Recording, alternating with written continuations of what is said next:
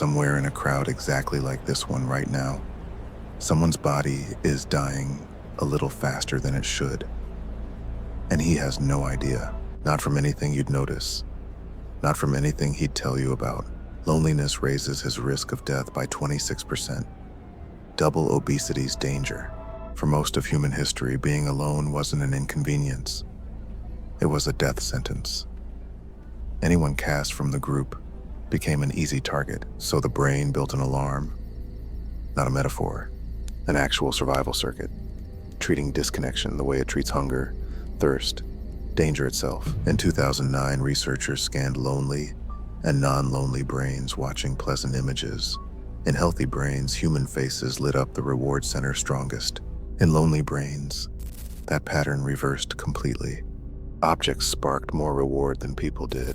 His brain had quietly stopped finding humans rewarding. An alarm that never turns off doesn't just change what he wants. It fragments his sleep, raises his blood pressure, rewires his immune system. It braces his body for an attack that isn't coming. And when a real crisis finally does hit, this isn't just background noise anymore. In 2009, researchers isolated mice for 2 weeks, then triggered a controlled stroke in every one of them, and measured who survived it. Mice housed with companions survived at 100%.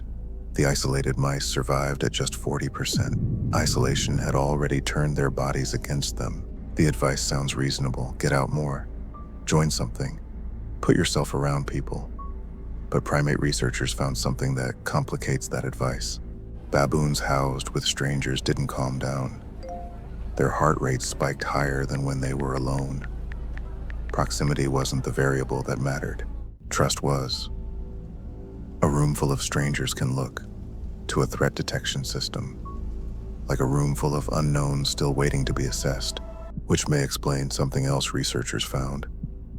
Lonely people often read a delayed reply, a flat tone, as something closer to rejection. So if disconnection can do this much damage, is any of it permanent? In 2012, researchers finally found an answer worth trusting. They isolated mice for 2 weeks. The brain's own insulation had already begun to thin. Then they brought the mice back together. 4 weeks later, that insulation rebuilt itself completely. The damage was never a life sentence. It was a signal, like hunger or thirst. He's still walking, surrounded by strangers. Loneliness was never a flaw in his system. It's the system, working exactly as it was built to.